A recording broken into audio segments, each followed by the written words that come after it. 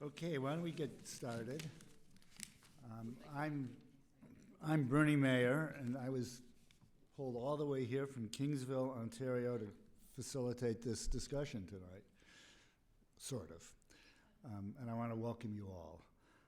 And I'd like to start out by acknowledging that we are gathered here today on the traditional, ancestral, and unceded territory of the Coast Salish peoples, including the territories of the Musqueam, Squamish, and Tsleil-Waututh nations. And I hope I didn't mispronounce any of it, but if I did, my apologies. And I'd like to introduce our panel, whose hope today is to tell their stories, encourage questions, and maybe some other story sharing if we have time, about the role that the actuality or potential of non-disclosure agreements has had in their lives. So why don't I start at this end with Aleem Bharmal, who is the King's Counsel. He used to be a Queen's Counsel, somehow that changed. And Aleem was president of the Canadian Bar Association for the British Columbia branch for the 2022-23 term. He's a human rights lawyer working in the social justice sector, both at home and abroad, and he currently practices human rights law at the Community Legal Services Association Human Rights Clinic. He's been a CBABC member for 28 years and is a long-term member of its board of directors. He has chaired the CBABC Access to Justice Committee and its Equality and Diversity Committee and the Social Justice section, among others. He was awarded the CBABC President's Medal in 2016 and was appointed Queen's Counsel in 2019. He continues to demonstrate a commitment to social justice, diversity, and equity initiatives, and he just started his term as a bencher of the Law Society, which he tells me might be an endangered position. And then over here, next to him is Julie Macfarlane, who is the I don't have to read this. You don't need notes. Who is the co-founder with Zelda Perkins of the Can't Buy My Silence project. And Julie she doesn't say she's a retired distinguished university professor of law from the University of Windsor. She says she quit in disgust because of their misuse of NDAs and how that played out in some very negative ways. She's also a member of the Order of Canada, has written a number of books, including Going Public and The New Lawyer. Her greatest achievement in life was that she convinced me to marry her. And it's the greatest achievement of my life, too. And then next to her is Mandalena Lewis, who's an intersectional feminist who was born and raised here in Vancouver. She's a former flight attendant for WestJet, which is a little scary because we're about to get on a WestJet. Anyhow. And now lead plaintiff in a novel certified class action suit against the company for breaching its own anti-harassment contract with women flight attendants for systematic sexual harassment from pilots. And then next to her is Dr. Lisa Gunderson, known as Dr. Lisa, or Dr. I've got to remember to stay close to the mic. Dr. G and her communities. Lisa lives in Saanich, British Columbia. Is that how you pronounce it? With her two sons and partner of 25 years. Lisa's a first-generation African-American and Canadian immigrant of Jamaican heritage. Lisa created One Love Consulting, which focuses on creating a more equitable and just society. Lisa is a psychologist, community leader, businesswoman, and educator. For many years, Lisa has been an active Green Party member, serving as an equity consultant, pundit, spokesperson for proportional representation, campaign volunteer, and Riding Association member, and a panelist and member of the Diversity and Equity Committee. And finally, we have microphone, right? Trying to Microphone and eye contact are disassociated with each other, I guess. Garth Caron, who is a retired public service employment at the RCMP. He's a Métis two-spirit whose ancestral names are Caron, Gervais, and Dumas. And if I've left anything out, I mean, it's your chance to introduce yourself, or correct me, or you'll include it. So, what I'd like to do is now turn the mic over to Julie, who is going to introduce us to some hidden voices. Thanks, Bernie. So one of the things that we are really conscious of whenever we have public events, oh, and by the way, thank you for missing the Canucks game. We obviously lost out in the popularity stakes there, but thank you for being here. One of the things that's very important to us to do is to include the voices of the people who can't speak. In other words, people who have been silenced by their non-disclosure agreements. And so what I'm going to do to begin with is just play a very short 5-minute audio. And actually, it would be great if we had the lights down a little bit at the back. I don't know whether you can do that. No? Okay, never mind. But the chair that I've put here, the empty chair, is what we're going to be, what represents the voices of those who can't speak, who can't be here tonight. And we collect on our Can't Buy My Silence website testimonies from people about their experience and about how they came to be persuaded, would be a diplomatic way of putting it, pressured would be more accurate, into signing an NDA, and the traumatic impacts that that's had on them. So the voices speak for themselves, and I just think this is a good place for us to start. So.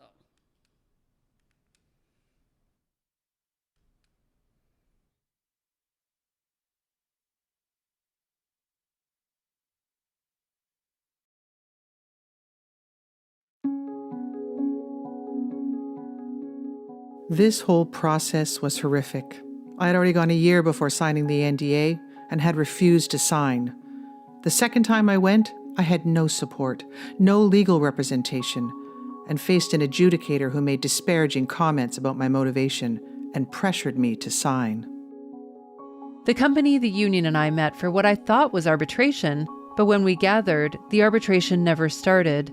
I said no to mediation and no to an NDA for more than 8 hours. After 9.5 hours, I was broken. I wanted to go home. I was hungry. I was tired. I was traumatized. So I signed the NDA. I agreed to hide a part of myself that needs to be healed. I live small because I feel I am not worth justice. I was not given any time to negotiate the NDA. My PTSD became worse. I experienced anxiety and made 2 suicide attempts. I never returned to full-time employment, and my 10-plus-year career as a skilled tradeswoman ended. I tried to break my way out of the NDA. I thought if I break it before I'm even given any money, then I just won't receive the money, and that will be that. I didn't care about the money, but the NDA made me feel dirty and gross. The day the NDA was foisted on me, it felt like non-consensual sex. It felt like an assault. I felt violated. I felt like the NDA covered me in filth, and I wanted desperately to get it off of me. Why does the legal system and many of our institutions continue to be so ignorant? The answer is simple. It's because they continue to protect abusers. I don't need to prove abusers are protected. In fact, I have physical evidence in the form of my non-disclosure agreement from 1997. A quarter century later, I still can't speak a great deal of truth about my own childhood. As a Black woman, I had relinquished the right to speak my truth, to reach out to and support other Black employees who were experiencing the same racist treatment that I faced. After I signed the NDA, I overdosed. After that, the world felt like a darker and more cynical place. I refused the settlement offer and insisted on going to arbitration.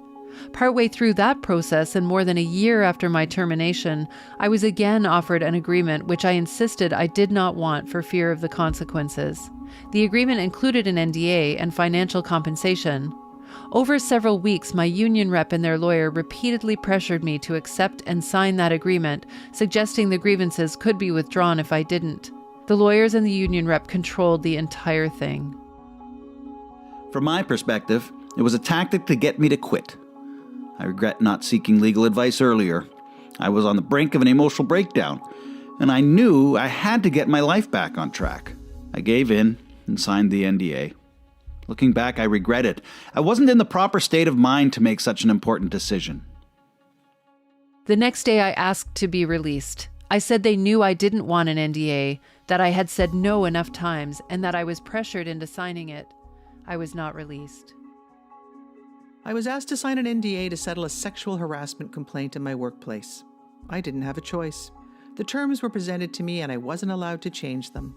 I needed the financial settlement because I'd lost my job due to discrimination, so I felt I had to sign. Signing it caused me mental health issues and made me feel like I didn't matter. I struggled starting new employment as I have to lie a lot about the past employer. Having to sign an NDA was the first time I felt helpless, hopeless, and powerless. It was a feeling worse for me than the 1.5 years of sexual harassment I endured from my employer. I lost my job, I lost my voice, I became jaded and distrustful of all people in positions of power.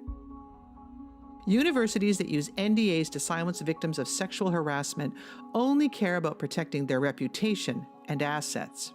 He was the dean and is still a tenured professor. Most importantly, I learned that I don't matter. I felt silenced, disempowered, and swept under the rug by the first NDA I signed. When I chose voice and refused to sign an NDA in the second situation, it meant further public attacks on my credibility. And the confidentiality agreement still hangs over my head as a threat. NDAs are still seen as normal trade-off by lawyers. I am a survivor of childhood physical and sexual abuse. After running away at 14 and not returning, I lived my life alone. Everyone knows about the abuse. It was only me who did not agree to forget about it. I'm not allowing this to go quietly into the archives. Canadian law is going to have to fix this one. My case is still before the courts. I would love to be the first person released from the NDA in Canada.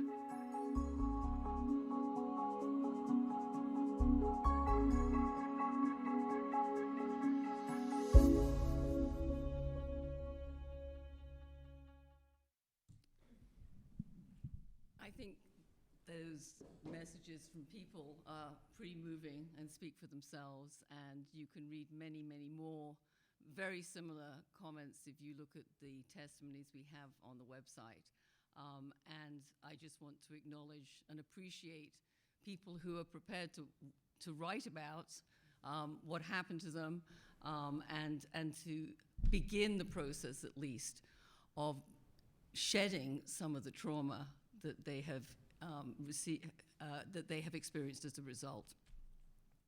So I first heard about NDAs when I sued the Anglican Church for historic sexual abuse that happened to me when I was a teenager in England, and I was sexually assaulted over an 18-month period by my Anglican minister, to whom I'd gone for advice. I mean, it's all rather ironic, really, for advice on the fact that I felt I was losing my faith. And his response was, that will all be worked out, it'll be fine, but you have to first of all get down on your knees and do what women often do on their knees, which was to give him fellatio. I had absolutely no idea what was going on, and I endured the experience until I managed to leave town to go to university. I actually went to the university the furthest distance from my hometown that I could possibly locate, for reasons that I'm sure are obvious. When I, 40 years later, sued the Anglican Church, I was told that the Anglican Church would expect an NDA. Somewhat hard to accept that, having felt unable to speak up about what happened to me and to protect others for 40 years, I was then told, now you are doing something about it, now we're going to silence you again. And I said, no, absolutely no way am I going to do that. When a few years later, I discovered that one of my faculty colleagues at the University of Windsor at the law school was sexually harassing students, I went to the president of the university, who did the right things initially, He suspended and investigated the faculty member, and somewhat amazingly, terminated him, which is very unusual for a tenured professor. So we felt very relieved and felt like the university had done the right thing, until I started to get phone calls a few months later from other law schools in other countries, people who knew me or knew my work, asking me, this fellow has applied to us for a job, but he used to be a tenured professor at the University of Windsor, and there's no explanation about why he left the University of Windsor. And in that moment, I realized, the university gave him an NDA. So this was a much longer story, but I'll cut to the chase. I tried to get the university to agree to stop using NDAs. I thought that would be relatively straightforward, given clearly it was immoral to pass somebody that they knew was a danger to students onto another law school. And because I'd spoken up, there was quite a lot of embarrassment to them. And they absolutely refused to do anything to change their policy. So I resigned in disgust, as Bernie has already mentioned. And about a month after that, I met Zelda Perkins, my co-founder, and we started to talk, she in the UK, me in Canada, and we decided that we would launch this campaign. So just to make sure everybody is kind of on the same page here, when we talk about a non-disclosure agreement or a clause in an agreement, we're talking about something that is usually described in terms of confidentiality. You may have heard people say, oh no, that's not an NDA, it's just a confidentiality agreement. Well, they are exactly the same thing. It's just confidentiality sounds warm and fuzzy, and NDA sounds toxic now, which it is. And when there is a non-disclosure agreement in a settlement, and they are absolutely default now, we believe that they are in 95% of settlement agreements for civil cases of all kinds, it will say that the person signing cannot, cannot speak about the terms of the settlement, often the facts and the circumstances surrounding the settlement, and if they were to do so, it would be seen as a breach of the agreement. And a breach of a contract means that you basically forfeit whatever you received in the first place. So although it's not usually spelled out, what that means is people who speak up lose their compensation. I've actually seen NDAs with penalty clauses as well, where they don't just lose compensation, but they get fined for every breach that they make.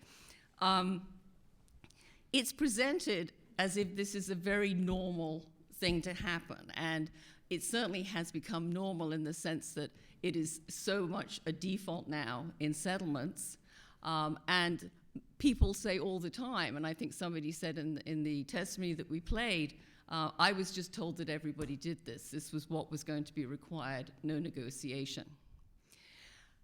An NDA is something that is mutual. In other words, what the survivor victim is being told is that the only way they can have their own confidentiality, which is very important, of course, to victims, is if they do the same thing for the other side. In other words, it's a mutual agreement. And it's presented as if everything that we agree in settlement is always the same on both sides, which, as someone who worked in employment mediation for years and years, is incredibly frustrating because it's obviously not the case. It's a little bit like saying, let's share a pizza, and I want pepperoni on my half, so you've got to have it on your half too. Absolutely not. This is an exchange. This is a reciprocation, so that the survivor is told this is the only way you can protect your confidentiality, which is not true because a one-sided confidentiality agreement will protect the victim and not force them to protect the perpetrator. So I'm just going to mention a couple of other very strong myths that have been created around non-disclosure agreements that it's important to burst. One is that if you don't sign the confidentiality agreement / NDA, we shall take you to court, which of course is exactly not what the person trying to negotiate as a survivor wants. That's very threatening. It's going to drag the case out. There will be more suffering. There will potentially be, a loss of compensation over a much longer period. But in reality, the side that wants the NDA also doesn't want to go to court, because if you just think about it for a second, they don't want the information out there in the public domain, which it would be if it was either in court or tribunal. So it's kind of a bluff, but it's a bluff that is incredibly, incredibly effective. The other thing that we hear all the time is that, oh, well, if there aren't NDAs, nothing will ever settle before it goes to court, and that will be terrible for victims. Absolutely untrue. We now know, because there has been such a lot of legislation in the United States, there has been time to look at the impact of that legislation on settlement. And there's very good data in the US from the body that oversees and adjudicates sexual harassment complaints, amongst other human rights complaints. And I've been in and analyzed that data for sexual harassment for the first 6 states that legislated, so to give it time, to see what the impact would be. And guess what? No, the settlement rate did not go down. It went up by 9%, which of course, to myself and Zelda, always made intuitive sense anyway, because people are digging in their heels now and saying, I will not settle. And that's actually impeding settlement. And I think one other thing that is really important to understand about NDAs, and will be of no surprise to anybody in the room, but we do have data now because we've been collecting information both through a survey and through the testimonies, and we have 1,300 respondents in our survey, which is the largest study that's ever been made of NDAs. And what we see, of course, is a disproportionate impact on more vulnerable people.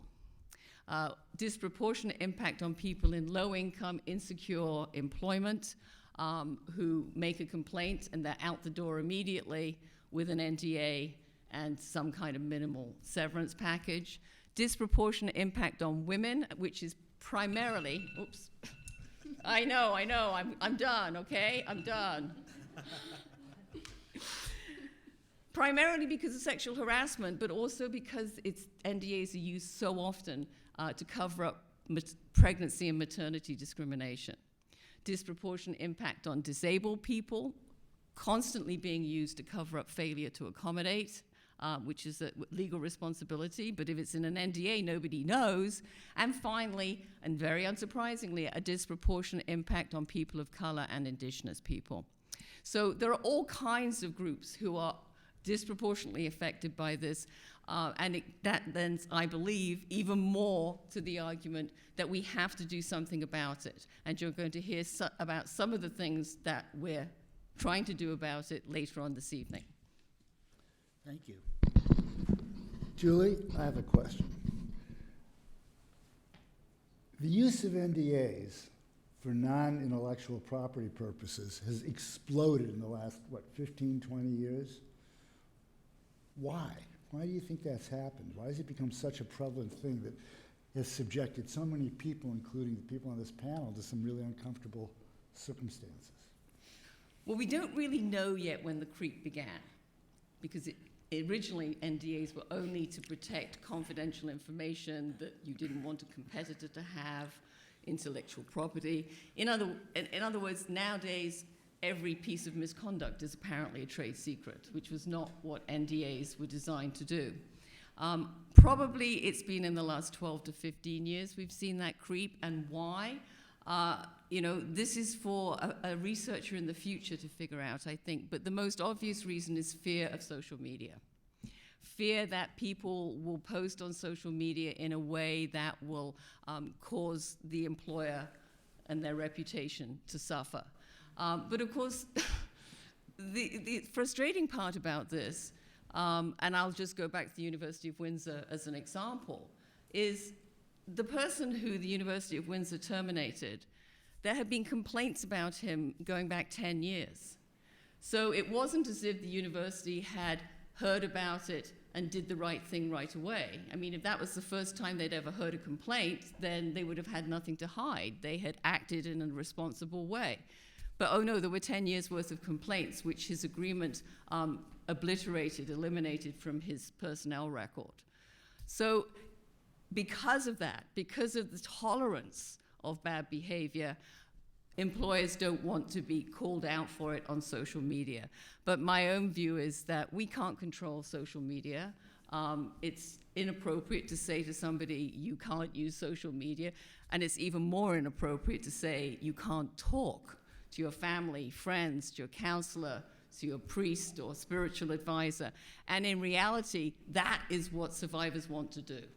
That is what is really important for them. Not being on the front page of the newspaper or putting this on social media, but I think the social media has fueled the anxiety. Thank you. Lisa, would you like to speak to us? Sure. Greetings, everyone. Oh, I'm not here by myself. Greetings, everyone. Good evening. All right. Hi, and again, my name is Dr. Lisa Gunderson. I'm Lisa, Dr. G, whatever is culturally comfortable for you. And I actually live on Lekwungen-speaking territories, specifically the Songhees and Esquimalt nations, what's known as Victoria. One of the reasons that I'm sitting here is, amongst all those things, I am the deputy leader for the BC Green Party and have been for a couple of years. And so part of what I'm going to be doing today is speaking to a bill that our leader, Sonia Furstenau, who is MLA for Cowichan Valley, tabled on Monday around non-disclosure agreements. And it's called the Non-Disclosure Agreement Act. Prior to speaking to that, though, I need to start this. Yes. I want to just begin a little bit about NDAs. And I'm going to, as a clinician with my clinical psych hat on, a lot of things you all are going to be hearing today may be quite resurfacing for those of you who've had to deal with sexual harassment, assault, etc. I am so profoundly sorry that has happened to you, perhaps a family member or people in your community. And I just want to remind you to take care of yourself this evening. When this is all done and said in your home, make sure you take some time to do something to kind of pour back into yourself, okay? Way too many British Columbians have been facing these kind of NDAs with gag orders. And again, initially designed to protect intellectual property, to protect trade secrets. But now what has happened is they've become these tools to use to silence people around issues of workplace discrimination and harassment. And one of the things that Sonia often says is we need to think about who are the NDAs actually protecting, right? Are they protecting those that have been harmed? Are they protecting the victims, survivors, or are they protecting the perpetrator? And that's a key question when you're thinking about law and agreements, et cetera. And what has happened now is the NDAs are always protecting the person who's perpetuating the harm. And that is incredibly problematic. As you all heard in the empty chair video, listen to the impact, the mental wellness impact that is happening. There are clear impacts in terms of work, in terms of future employment, in terms of loss of employment, in terms of vulnerability. But when you think about the mental wellness impact, you're talking about people engaging in drug misuse. You're talking about people thinking about and engaging in attempting suicidality, right?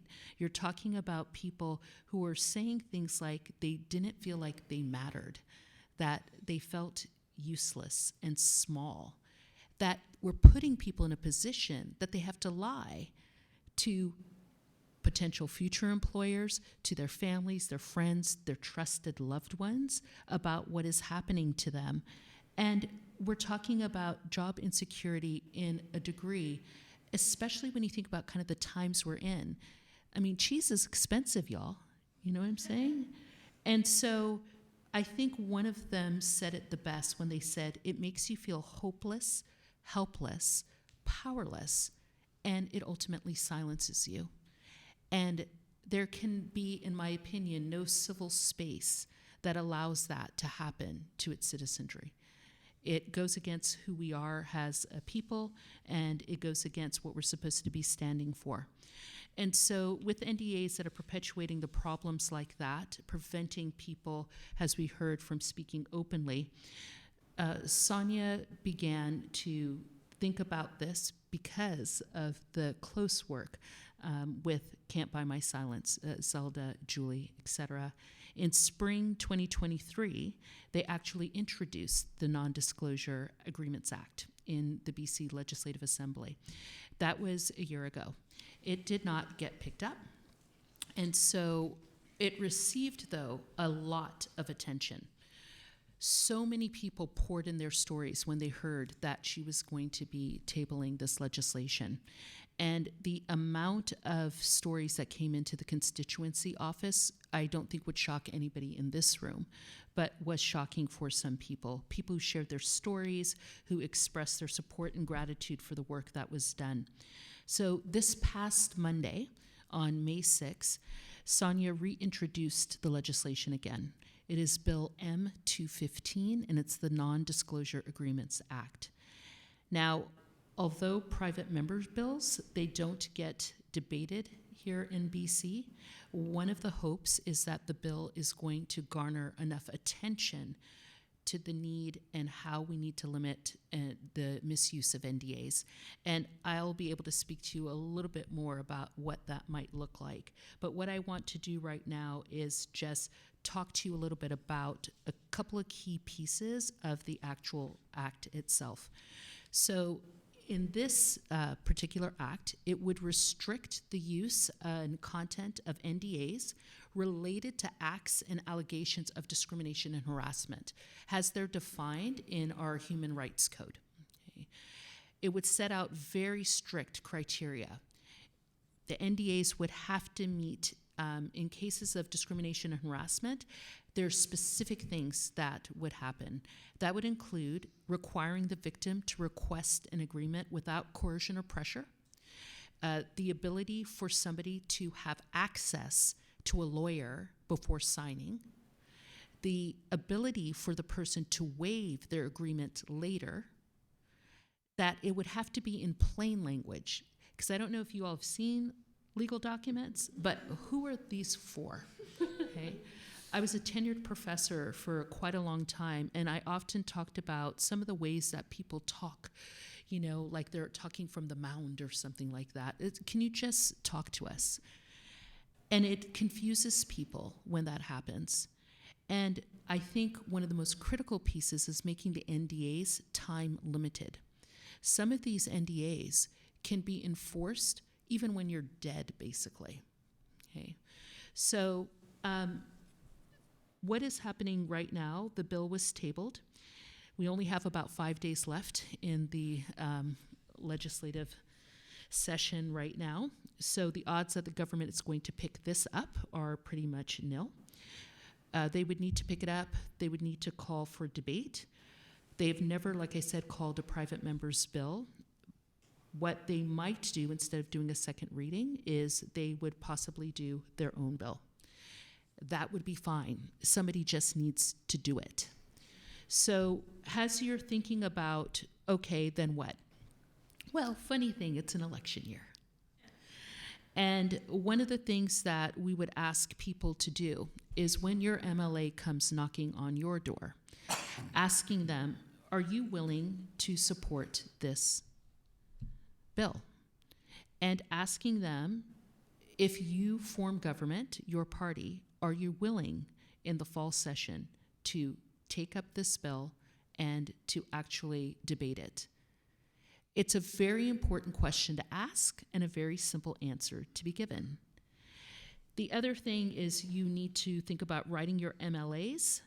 Sharing your stories becomes very important if you feel you can do so in a safe manner and way.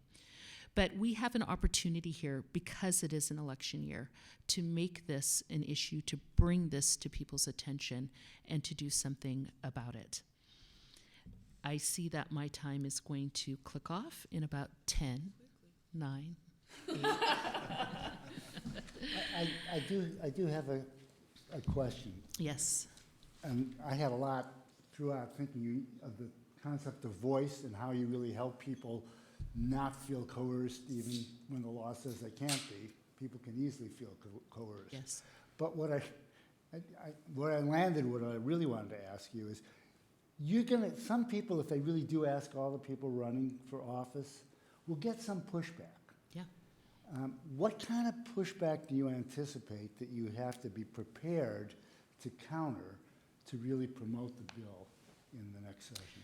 And I think this is something probably other people could speak to as well, but I suspect the kind of pushback is going to be around, well, what about people's intellectual property? That trade secret piece, I think that's going to be a big part of that. They're going to make it sound like it has to be an all or nothing. Oh, you're saying you want to get rid of NDAs. You said you want to get rid of all of this stuff. Do not get caught in that trap.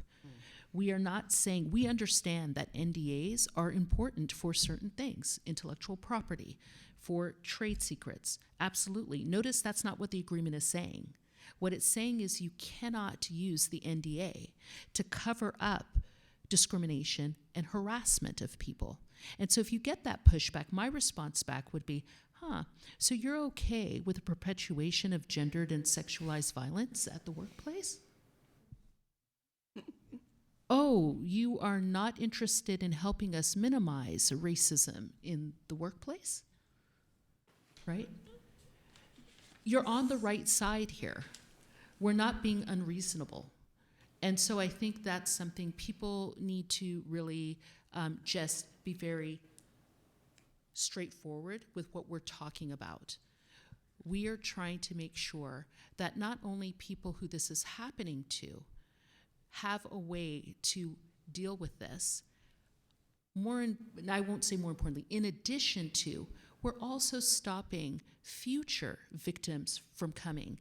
Because what happens when people have these NDAs, this professor that's now at a different space, right?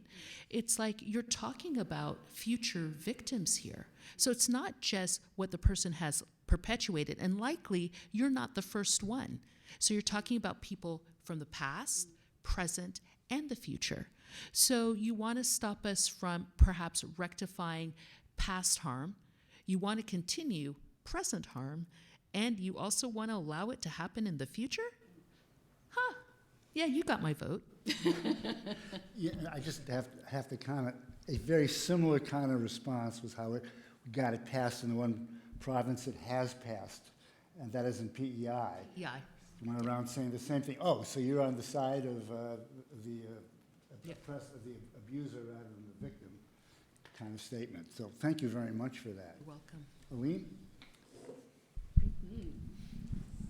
Okay, good evening, everyone. And I'm going to cover some of what's covered, but perhaps in a little bit more detail. Oh, sorry, do you have the... You might need to correct it. Yes. Oh, I see, okay. Okay, maybe I'll just go there. You can have... I'll take your seat. Okay, thank you. Oh, there we go. Okay, thank you. And I want to thank my colleague, Jennifer Kaur, who is director of our Workplace Sexual Harassment Clinic. She is the main creator of this slide presentation.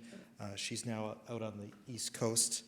But I'm very happy to be here, and I'm very happy to have been involved in this campaign and the amazing work that this campaign has done. So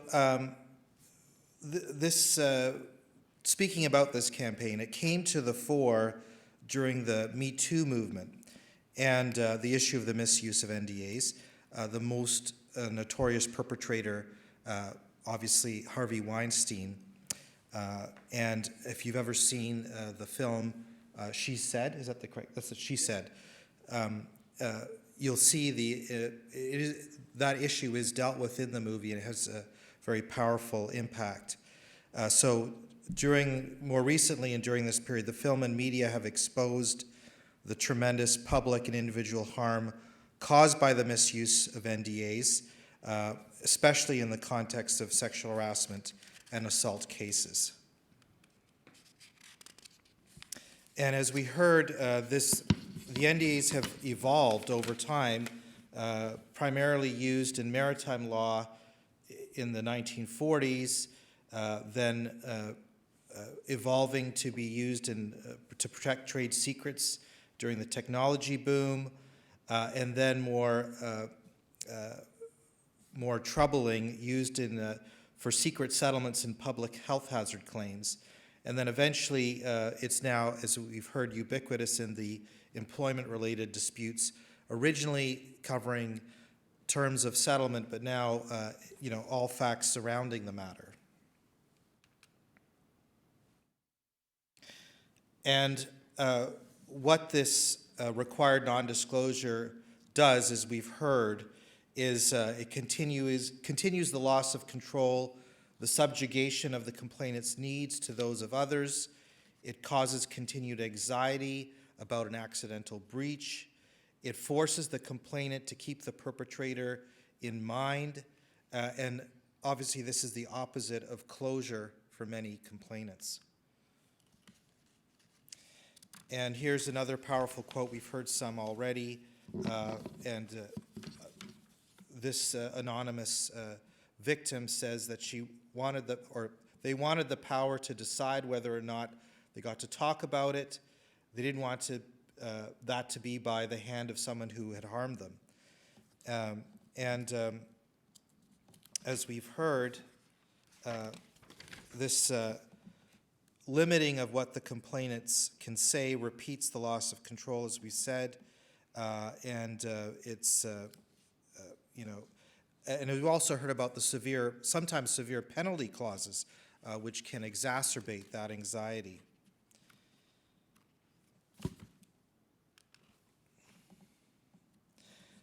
So some of what has, outside of the legislative regime, at least one law society, and as a newly elected bencher for the Law Society of BC, this is something I hope to promote and advocate for, is practice guidelines for lawyers.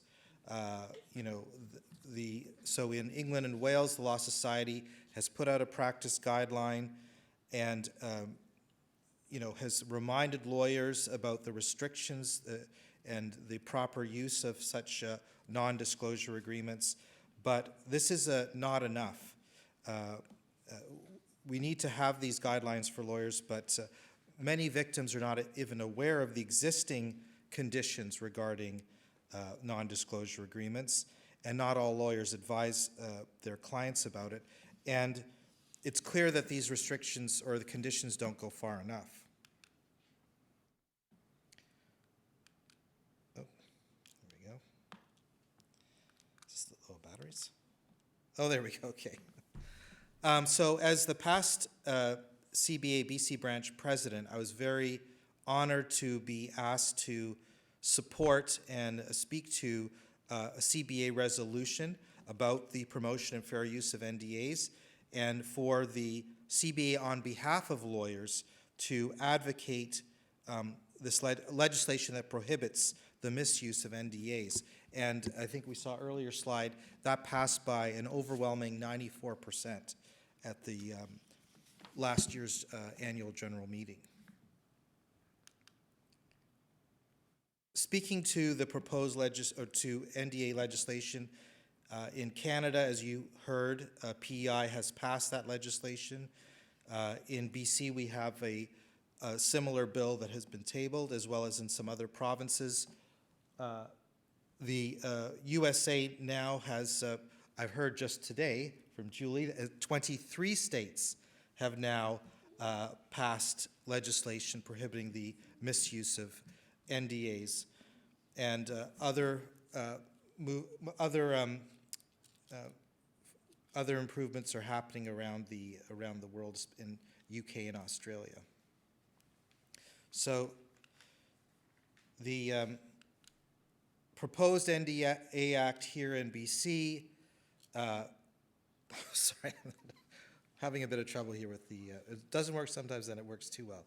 But the proposed NDA Act here in BC restricts the use and content of non-disclosure agreements, as we heard, in areas of discrimination and harassment, discrimination as it's defined in the code, and Human Rights Code, and its many sections, and harassment within the Act as well, to capture that and expand that.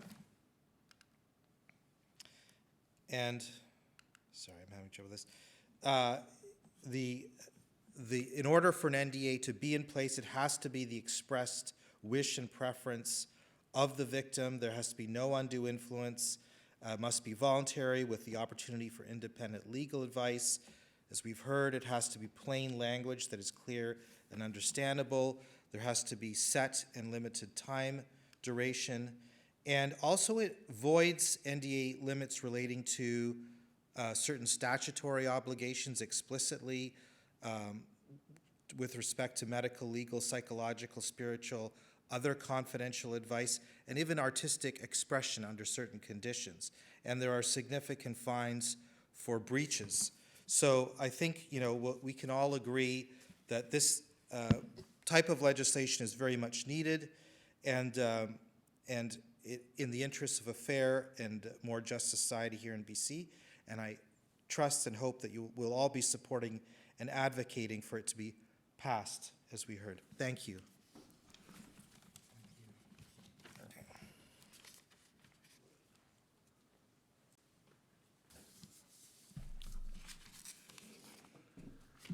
Garth?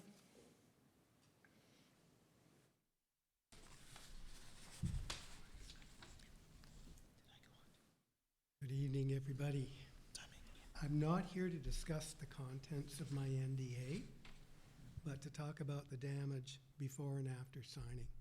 I'll get a bit closer. Is that better? Yeah. There. I'm not here to discuss the contents of my NDAs, but to talk about the damage before and after signing the NDAs. We all know what workplace harassment is. It varies, and I had a whole list of things, but up there on the screen, I saw a lot of them. So I'm basically going to just go wing it.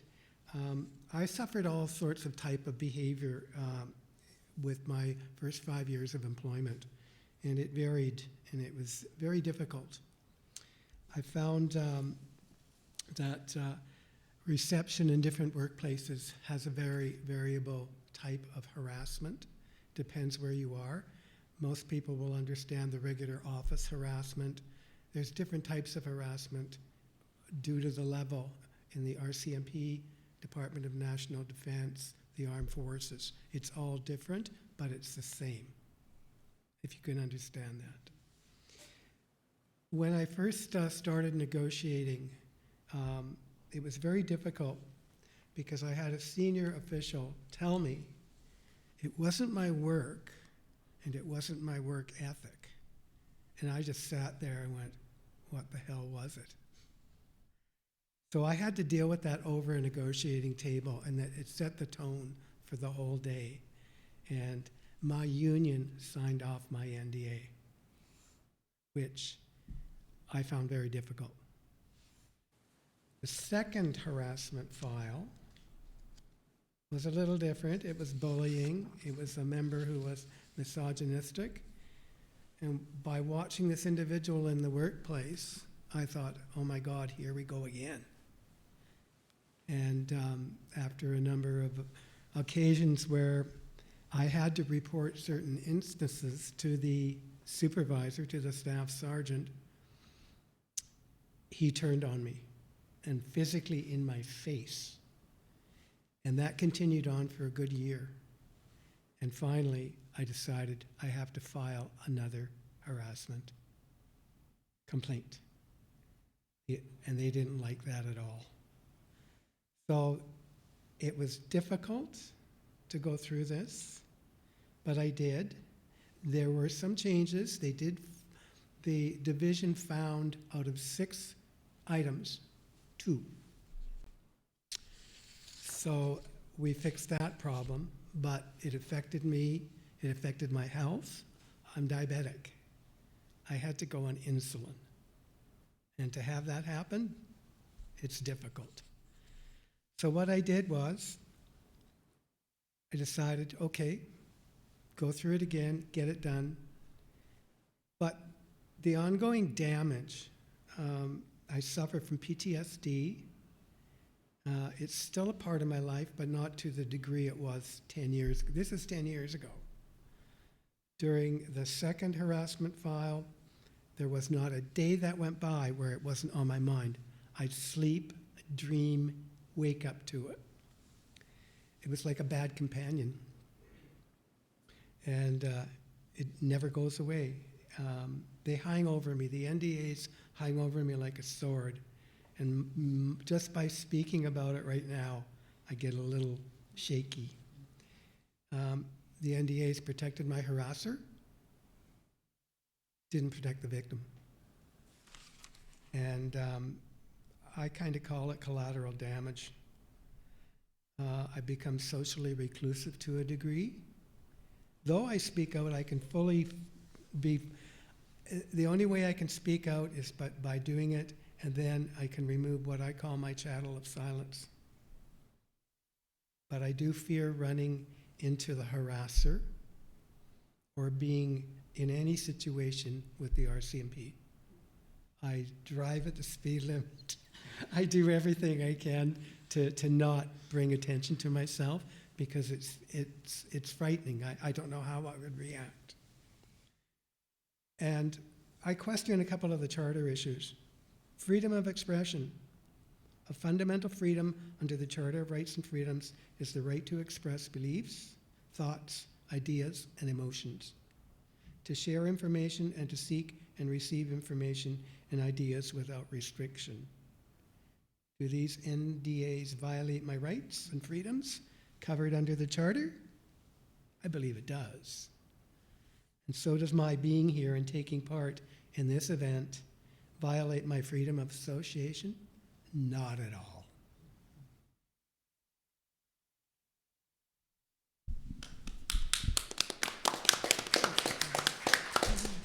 Thank you. Thank you very much for sharing that. And Mandalena? Great. Thank you, Lisa. Hi, I'm Mandalena Lewis. I'm going to share a pretty personal story here, but I'm going to share how it has expanded into one of Canada's most novel class action lawsuits, as far as we're concerned. So I was a flight attendant for WestJet starting in 2008. I was based out of YVR. And I was fired in 2016 after speaking up about systemic sexual abuse by male pilots at the company. So this started in 2010. And to be clear, I had been sexually harassed, abused, jokes, porn in the flight deck, all sorts of things. But in 2010, there was an incident that happened, and a trigger warning, of course. I was sexually assaulted by a male pilot in a hotel room on a layover, and I did report the incident to the company, which is the first time I had, actually reported sexual abuse. The company responded terribly. I was very pro WestJet, WestJetter, bleed teal. I was very much into my job, and I believed that my employer was there to protect me entirely. So when I was in a room with managers, lawyers, etc., FAB representatives, these were non-union, we just unionized recently, but we had these non-union members who were there to protect flight attendants. Anyhow, we were in this room where the company told me that I needed to sign an NDA for a few reasons. One, to protect myself, because of course we don't want people knowing. That's so embarrassing. Two, to protect the pilot, okay? Because, and get this, because there was no actual charge on him, there's a charge waiting, just to be clear, in Maui for this pilot, but he needed to go to Maui in order to get that charge. What did the company do? They removed his ability to fly over water, gang. So the company was already protecting him at this point, and I was already confused about why he couldn't fly over the body of water, why the company wasn't working with the Crown Prosecutor in Maui to deal with this together. And so they finally told me, he could sue us, because technically he hasn't been charged. So we need to protect ourselves here. And also, as well as protect him. Obviously, he's got a family and all this stuff. Like, this was going on in this meeting. So they said, sign this NDA and you'll be protected, we'll be protected, and if you speak his name on the line as you're working, you will be subject to disciplinary action. Mm-hmm. Yeah. So I was very young, guys, back then. I was like 27, 28. That's young. And I knew then that this was not okay. All of the tingles in my body was like, this is not correct. I'm not going to sign this. And not only that, I was like kind of yelling in this meeting. I was really upset, very upset. And they knew that. So I walked out of that meeting. I had this like manager who like pretends to be chum. She took me for Starbucks. And she said, hey, this is for your benefit. Why don't you just sign this? Also, if it's such a problem, why don't you just leave? Just leave. If it's so bad, why are you even here? So guys, it all crumbled in front of me. The whole idea of what WestJet was, what my employment entailed, how I was being treated, had completely sort of shattered in front of me. And since that point, I started to speak up whisper style. Flight attendants are close. I don't know if you guys are in the airline industry. I know Garth used to be part of the airline industry, but you chat in the galleys. You're a very tight network of people. And so as I would whisper, we'd sit down after service, and you get to know people, and of course you start chatting, and all of a sudden it's like, hey, this happened to me. Oh my gosh, this happened to me too. Did you tell the company? Yeah, they got really mad. They tried to get me to sign this thing. Oh my gosh. Mm-hmm. So 2015 hits, and I speak up at a crew resource management class. This classroom is like half flight attendants, half pilots. And we sit in a room and we talk about safety issues on the line, okay? So we went through this whole thing. We went through this whole training session, and this captain, and he's going off about XYZ's problems. And I speak up, and I was shaking, guys. I was like, I wrote a letter to my friend next to me, and I was like, I'm gonna mention it. And she's like, don't do it. I'm like, I'm gonna do it. I'm gonna do it. So I speak up and I say, hey, listen, you could hear a pin drop. I don't understand why we're still not talking about sexual harassment in these classes and as part of our training. And the captain who was running this classroom literally put his hand in my face. Like he was like, stop. He said, because I spat some statistics at him too. I was like, hey, like 1 in 3 women in this country are getting sexually harassed at work. So I mean, like, look at how many female flight attendants we have. Look at how many male pilots we have. Look at that dynamic. In this room, guys, like there was a pilot in that room that I knew had sexually abused flight attendants. It was wild. Guy got all pissed off, whatever, etc. We end the thing. There's like, it was awkward. Like people dispersed. I had a few people come up to me and say, hey, thanks. Yeah, like thanks for saying that. I was like, yeah, me too. I was a bit kind of like nervous about it. And sure enough, about 3 months later, I get a Facebook message from a flight attendant who was in that room. And the flight attendant says, hey, thanks for speaking up, etc. I want to talk to you about sexual abuse that I witnessed or experienced, sexual assault from a pilot. I was raped on a layover. I told the company. I had to go to the hospital. There's like rape kits, all this stuff. I was like, what's the guy's name? Same pilot who had sexually assaulted me in 2010, had sexually assaulted this flight attendant in 2008. The company knew about this for 2 years. And they tried to push this paper towards me to say, hey, sign this, because we got to protect this guy. So a few months later, I contacted a lawyer at that point. I was like, hey, we need some help here because this is now a systemic issue. And sort of short story long, I filed an individual lawsuit because for wrongful dismissal because I sent an email to the company saying, hey, where the fuck is my file? I was looking for my employment file to see if they had dealt with my sexual assault complaint or if at all, like what's going on there. I would like to see it. So within the policy, it says they have 30 days to produce this file once an employee requests it. It had been months, like 4 or 5 months. I sent 11 emails. We have it all, the receipts.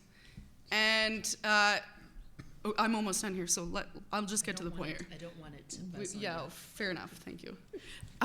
Anyhow, so I file this individual lawsuit and I say, hey, why don't we go public with this, right? No publication ban, let's just tell the news, I've got contacts at CBC, et cetera, and sure enough, we put out this very big story. You guys could Google it, like big CBC story about WestJet and the negligence and the wrongful dismissal and all that. Within hours, I think a dozen other women contact the news organizations to try and get a hold of me and our legal team. So then we filed the class action lawsuit a few weeks after that. And the class action lawsuit, which is now certified, by the way, is a very novel claim. The claim is that WestJet breached its own anti-harassment promise to all flight attendants, but specifically to female flight attendants, for allowing male pilots to continue on with the systemic sexual abuse. So we say WestJet saved money, a lot of money, by not doing the right thing, by not firing and rehiring pilots, by not giving appropriate training, by silencing women, by handing out these NDAs.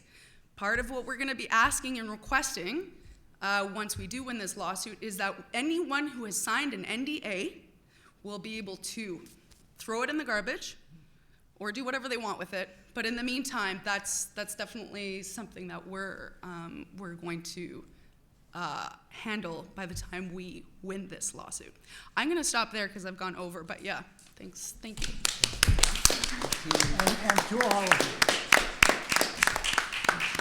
you, I want to thank you all, and especially those of you who've shared some really painful personal stories, which I know is hard to do. Hopefully it's also healing to do. And I also want to recognize it's empowering to fight back against the system, and it's scary and hurtful at the same time. And I think that's a message I'm hearing from all of this. So I want to give people a chance to respond, to ask questions or make comments about what we've heard, direct questions to anybody. And so let me throw it open to you. Does anybody have a question they're ready and wanting to ask? Yes. Thank you very much for this. This was very informative. And I've worked with her in the past, and she knows that I'm right there with her against NDAs and the role of the court in not sanctioning them. Now, but my question is for Dr. Gunderson.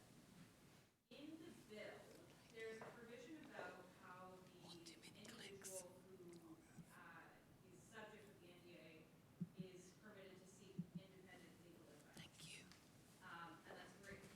My question is there some sort of system within the bill or something contemplated in the bill? Who's going to pay for that independent legal advice? Lawyers are not cheap. We don't work for free, unfortunately. And is it the fact that we have the person who seeks to enforce the NDA paying for independent legal advice? And how does that work, if at all, within the bill? I'm going to answer this and throw it to the lawyers over here. In the bill, there is not something specific around that. And it's not clear to me in many bills, and this would probably be good in terms of the other bills that are happening in the United States and in the other provinces, if there is something like that, kind of like a legal victims fund or something. I assume that's kind of what you're leaning towards, that type of idea. Yeah. So I'm going to throw it over to you all. And I've also made a note of that to see. Yeah. It's an excellent question. And as someone who's worked for many years with self-represented litigants and in the knowledge that the vast majority of Canadians cannot afford lawyers, very much, speaks to me. There is nothing in the legislation anywhere at the moment that gives that ILA, as for free.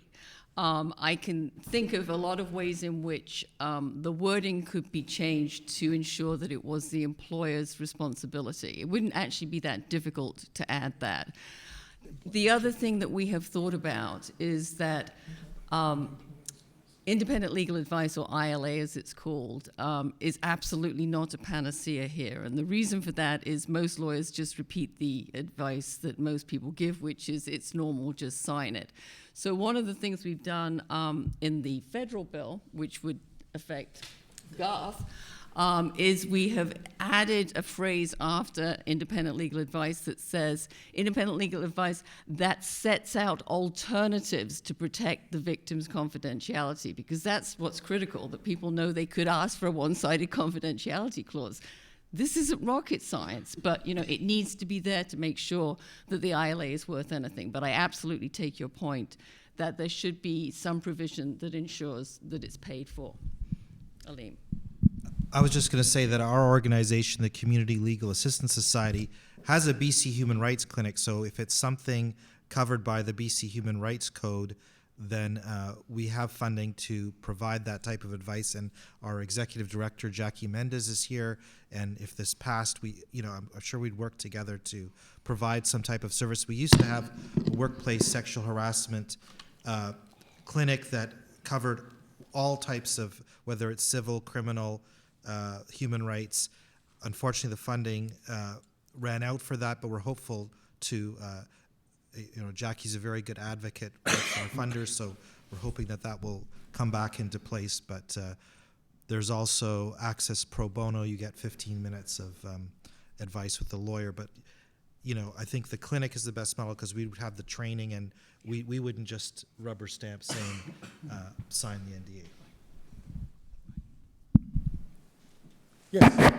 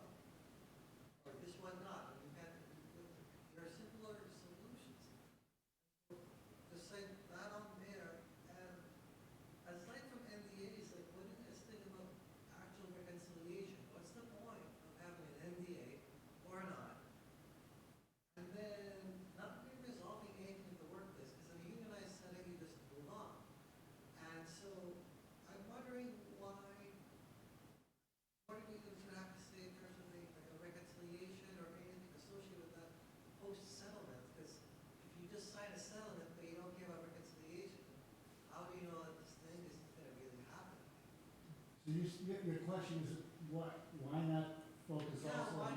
Why not really focus on reconciliation? And so if you can educate Reconciliation between whom? between the employer and the employee. Okay. Can I make a comment? Yeah, Garth, go ahead. In my case, the RCMP have their own in-house harassment division, and it shouldn't be there. It should be totally independent. The union shouldn't have much to do with it, because it's the same thing that's going on with the Public Complaints Commission now. There's a lot of issues, and believe you me, if I were able to sit in on a parliamentary committee meeting in Ottawa about this, they would get an earful.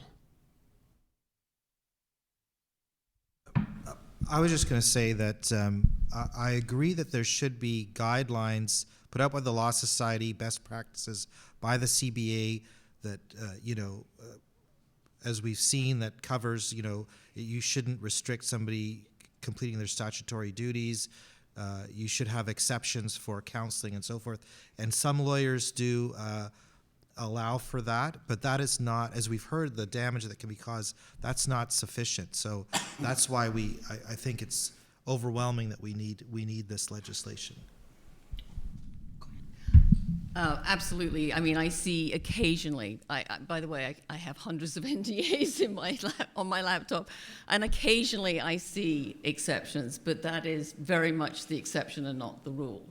And I also believe that this is a problem that is so entrenched in legal practice that it needs legislation rather than regulation to fix it. But I just want to make one other comment, which may not be exactly what you wanted to hear, but the other problem is the complicity of unions.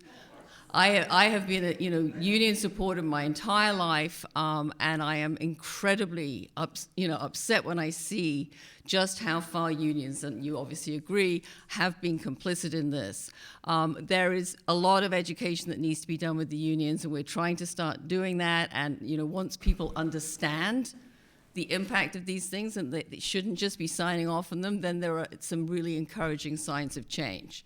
I spoke to the BC Public Service Union, the GEU, about a week and a half ago, and they are like, oh my God, we never thought about it like that. Of course, we must change it. Yes, I know. That is a little hard to imagine, but this is what people say.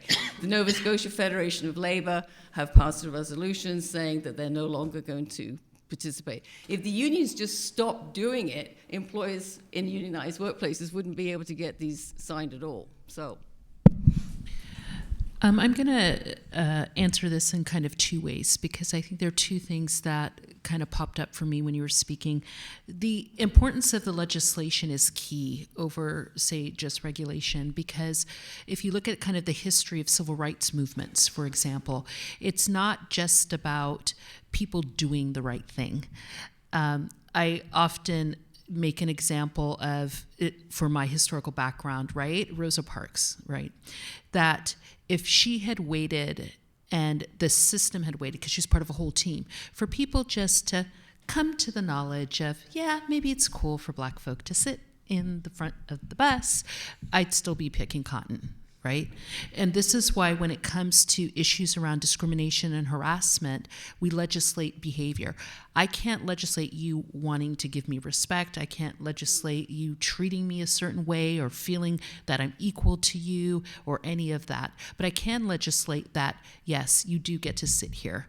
I can legislate your behavior. And that's part of the problem when you have institutionalized sexism, racism, and ableism, when you have to disrupt and dismantle the literal system. And so having legislation like this then feeds down into what we teach law students, and it feeds into what practicing lawyers can do, and it gives a tool to be able to use in multiple ways. That being said, over here, when you think about the perpetrators, and I do a lot of work with perpetrators, one of the things that is often missing, and the beauty of, for example, this type of legislation, is when somebody is doing this, like I said, it's usually not one person. That person needs help. They need to be able to deal with what they're doing and the perpetual harm they've created. I'm not a fan of putting people who they've harmed and people in the room. That type of, that has to be done so carefully, so well, and be of the desire of the person who is harmed. And sometimes it could be actually counterproductive, right? But if you think about the individual, what happens to that pilot? Mm-hmm. There should be something where we can think about how are we going to help this person so they don't continue to perpetuate harm going forward. I don't think it's the responsibility of victims to do that for somebody, right? They need to have that taken care of, and that's separate. So reconciliation can look in many different ways. It doesn't necessarily mean that we have to sit here together beside each other. It can be something else. But I think that is important for us to also think about. One of the consequences of a bill like this is that perhaps some people who are doing harm may be able to get some help that they need. So it's a very interesting point, I think, that one of the consequences of NDAs is that the person who's continuing to perpetrate it is never held to account enough so that they get some help. Exactly. So I think we have time for a few more questions. Yes, please. So I'm from Vancouver Island, but I currently practice law in Wisconsin. And in a couple of weeks, I have an informal for, among other things, bullying and discrimination. I would easily win in court in my current proceedings. However, I would probably never find employment again in my chosen area. So I will inevitably have to settle this. So far, I've been self-represented. I might get a lawyer for the settlement conference because they've chosen my perpetrator to be the person to run it. And that would be very triggering for me. But I'm wondering what advice you could give to me in terms of, they obviously will want to NDA. What would be your advice to me and how I could go about minimizing the harm to me in negotiating different aspects of that? Well, this is a sort of a joke, but not quite, and then I'm going to give others the opportunity to respond. Any chance of doing the settlement conference in Prince Edward Island and saying that it will be governed by the law of PEI? Because I've been wondering whether anyone was going to try to do that. Good idea. Would I have to physically be the PEI?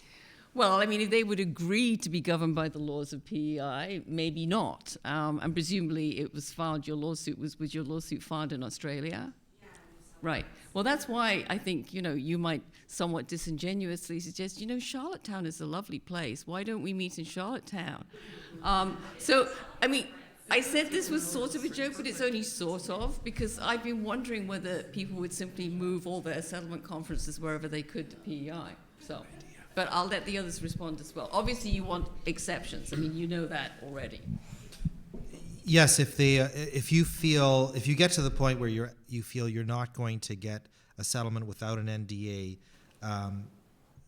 all the exceptions that you need to talk to family members, counselors, spiritual advisors, and also time limited, and also get it to, if you can, only cover the terms of the settlement, not the underlying allegations. And push as far. If you feel like there has to be, they're insisting they're not going to settle without the clause, then you just have to push as much leverage as you can to narrow it and restrict it as much as possible. I would just one word of caution, though, about using just the terms of the settlement, because we see that much more commonly now. But if you think this through, it's extremely difficult to have your voice and tell your story, even to the people around you, if you're not allowed to mention that there was a settlement. It's like, you tell your story and then now I can't tell you anymore. So, it's been argued, well, if it's just the terms of settlement, that's not a problem, surely. Well, I actually disagree. I think it still is a problem. The University of Windsor wanted me to sign a non-disparagement clause, which I know is completely nuts. I was like, what part of this are you guys not paying attention to here? Just stop acting like dicks, and then I wouldn't need to say that you were acting like dicks. But, again, it's this idea that you want to be able to say what you can about everything that happened to you. So even just the terms of settlement is I think, dangerously close to silencing. Interestingly, my employment offer actually has a non-disparagement clause into perpetuity. So even before any of this, I really didn't talk about anything but. So that was a pre-hiring contract, and that is very common. That's common. Yeah. That's very common. You have to promise not to say anything about anything bad in the workplace before it's happened. Yeah. This is how nuts this is. I just wanted to say something really quickly. Two things. Please make sure you take care of yourself.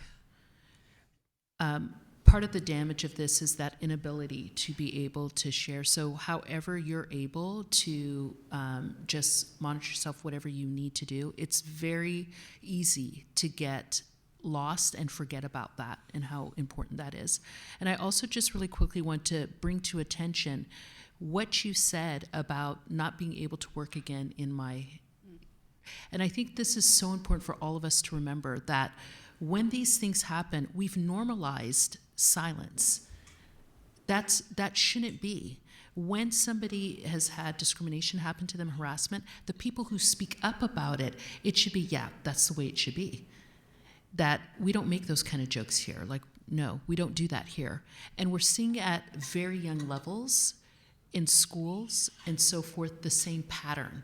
So again, this is why this is so important, because you should be able to not have that fear of having somebody worrying about you never being able to work again because they're going to start a whisper campaign about, don't hire her, That is toxic, and that's not normal. We've normalized discriminatory and harassing behavior, and that's not normal. So I think we have time for two fairly quick questions, and then maybe we can get three in if it's really quick. Go ahead. My question is from Madeleine. Mm-hmm. You're so brave for going to the media with this story. So thank you for sharing. I'm wondering, because I've heard recently that in the U.S. and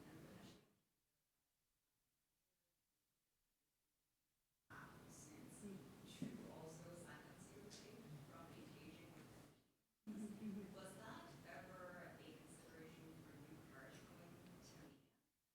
The question to that is, I guess more for Julian. Is on there uptake, so is that. Has there ever been considerations expanding on the awareness?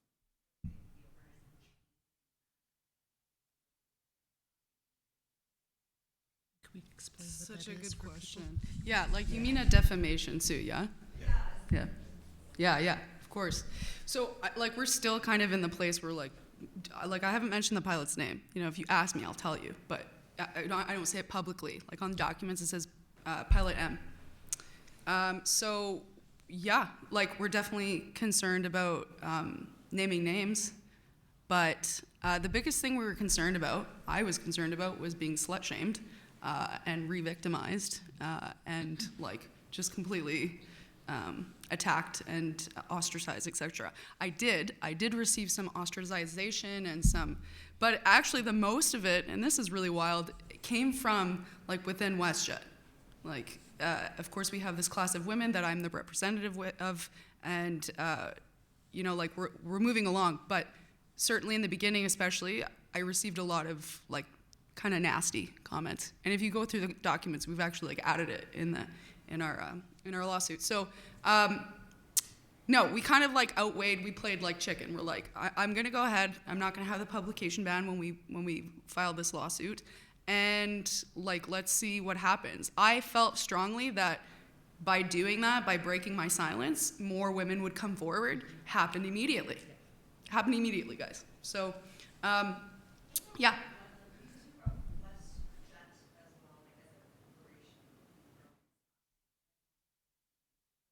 I see. We weren't worried about WestJet coming back with a lawsuit. No. I actually want to move for at least one. I'll just say very quickly that there is anti-SLAPP legislation in BC. I don't know, I'm not familiar with all the details about it, but there are some new protections.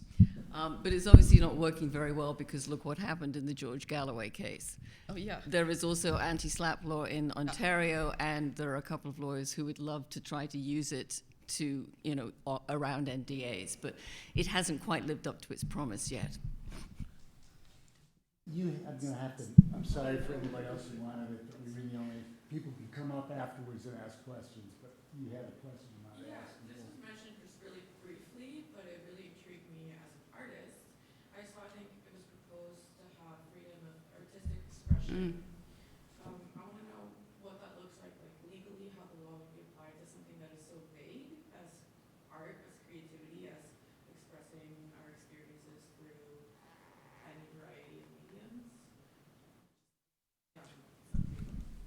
Yes, some of the conditions is that it cannot specifically identify the perpetrator, and I have to read it again. But there are.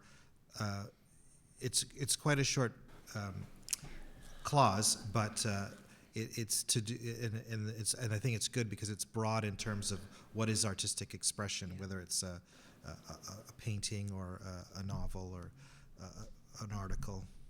Do you have a watermelon? And this came out of a number of threats for defamation suits against artists who had created art that they said was an expression of their feelings about what had happened. It didn't mention any names, but there was an effort to try to, nonetheless, to shut them down as well. Yeah. So I know there are other questions. I'm really sorry, and I invite you to... Take the question. Oh, take what? Take the last one. Take it. It's all the way at the back there. There's more questions.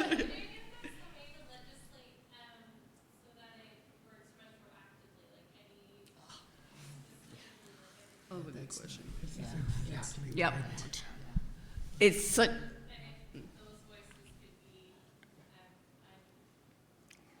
Yeah.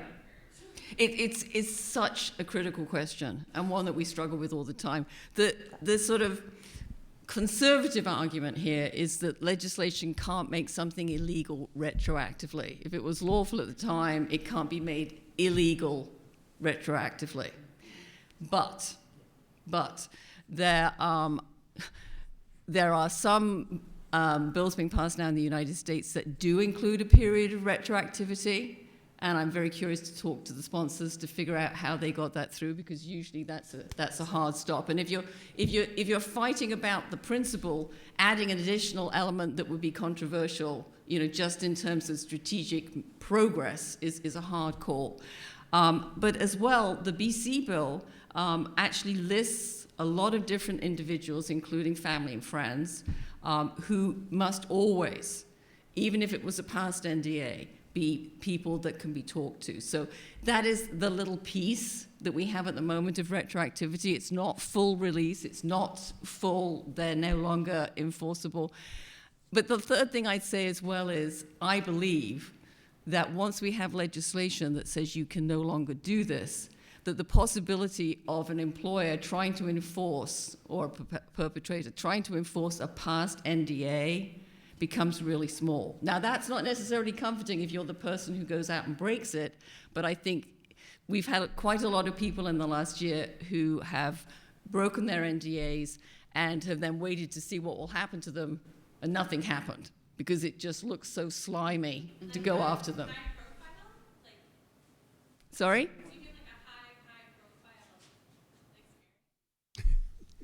I'm sorry, I still didn't... Was it high-profile experience, or even ones that are not? It was not necessarily high-profile experiences, but people did it publicly. They did it by posting a video on YouTube. We've worked with a few people over this. People who were they were not famous people, but they nonetheless did it in a very public way, and there was no legal reaction at all. That hasn't happened with Donald Trump or anything yet, no. Is it all right for me to take another question? Yeah. All right, well, if you're all good, we'll take another question or two from people who are hanging in there. Susan has so you wanted to... I just wanted to ask a question around getting the legislation passed. So Senator McFedrin said in the press conference on May 1st that the problem isn't public awareness, that the problem is the silence on the Hill. Because of the secret nature of the Senate itself. And I'm assuming the secret nature of the BC Legislative Assembly. So what are the solutions to convincing politicians and senators and MPs to get these bills passed? Because that seems to be the biggest obstacle. I'll start provincially. This is not a priority for the current government, and you're going to have to make it a priority. And so, as I said before, it is an election year, and the more that people get out there, share all of this, and again, demand from their MLAs, If anybody would like to share their story anonymously, etc., I would be happy to give you the Sonia's legislative space where you can send. And the more of those stories that we get, right, the more of that really is very, very helpful. But it really is going to be about people sharing this conversation. Like you've said, when something happens, I don't know, I was born in 1970, and there's not anybody in my cohort who has not dealt with some form of sexual, gender, racial harassment. I just don't know any. And I think that once people recognize what we're doing, it's getting the word out. Not a lot of people know this. Spread it over on socials. Send it again to your MLAs. Talk about it, talk about it, talk about it. They're going to all be out there doing their politician thing. I mean, I'm running for the next election. There's going to be all sorts of forums like this. What do you think about it? So truly make it one of the questions. And then that'll be very interesting to see, A, do they even know about it? And then why isn't it a priority for you? And I think that's one of the things, because what we need is a commitment from whoever's going to form government, that they are going to pick this up and either, again, they shouldn't pick up a private member's bill, but they could and take it to second reading, or do their own so they can put their stamp on it. We don't care how it's done, just do it. But it's going to honestly have to come from you all, the constituents, to do that. And finding there's some ministers and other people who would be able, I think, do like the idea of the bill. And that's where the politics comes in. It's like, well, if you like it, can we actually work together? Imagine. Federally, I don't know. I can't speak to the federal. Well, I want to just say one. When Senator McFedrin said the silence on the Hill, I think what she was referring to was the fact that within the Senate and within Parliament, there are many, many NDAs within the public service. And there are many politicians who have NDAs with other people. You know, we're confronting this problem in Nova Scotia. You know, there we know that there have been NDAs used by the Conservative Party to silence people, staffers, who have experienced sexual harassment. And so that leads me to say this, which is a very hard strategy, but one that Zelda and I have tried to really stay committed to from the beginning, which is we don't want people not to support this because they're afraid about how awful they're going to look because they had an NDA in the past. Now, I'm not saying that we might not have thoughts about the fact that they do, but we have been at pains to say, everybody has been doing this. It wasn't being questioned. What we're really interested in is the future, is moving on. And I think that that's an important message because there are a lot of politicians out there shaking in their shoes that if they support this and there's legislation, they'll be exposed in an unflattering way. Okay, this is really the very last question, and only one person gets to answer it, and that was you, sir. You wanted to ask something, I believe. Yeah. Yeah, well, I don't necessarily have a question, so perhaps I should save it for someone who has something important to say. But I would like to follow up, and I can do it very quickly after that person asks the question. Okay. Is that fair? That sounds like another Or question. is there another somebody who has a question? Yes. Mine's not really a question either, though, but I am. All right. Well, you two get to make statements. All right. Let me just say this. First, the folks over there at WestJet, they're a bunch of bums, and I'm never going to fly them ever again.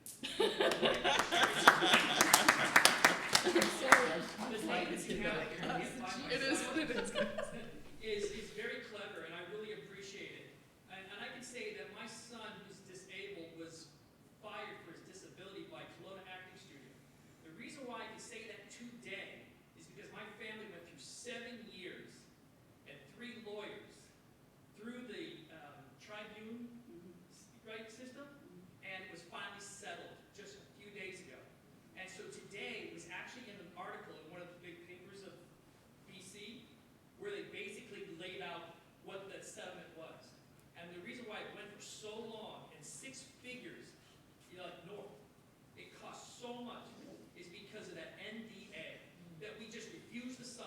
Good for you.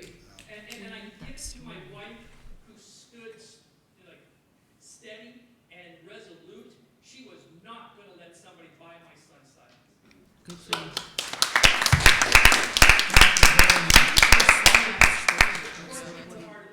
And I would love to get your cards because I want to see how I can support you moving forward.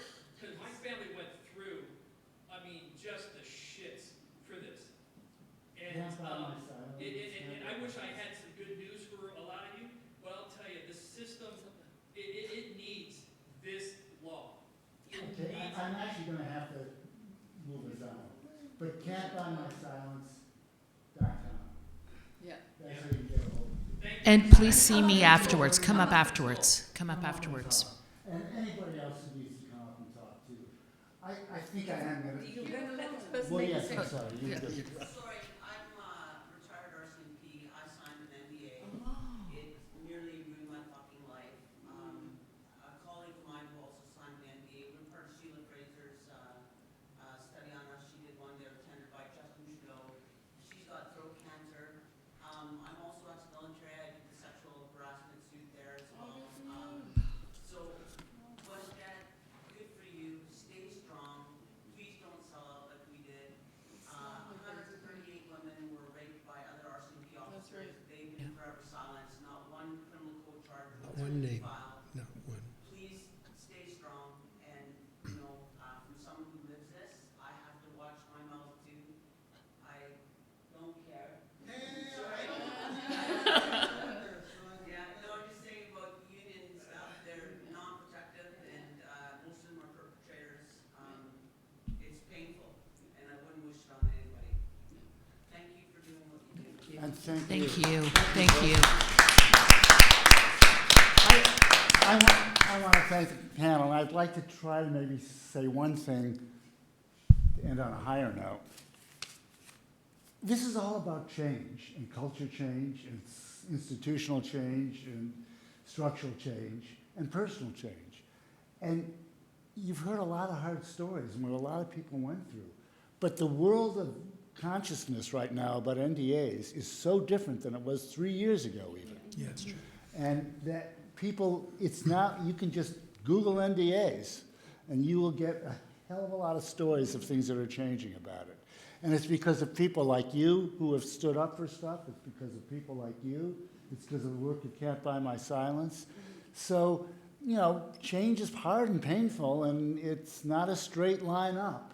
But it's happening, and I want to thank you all for being part of making it happen. So thank you.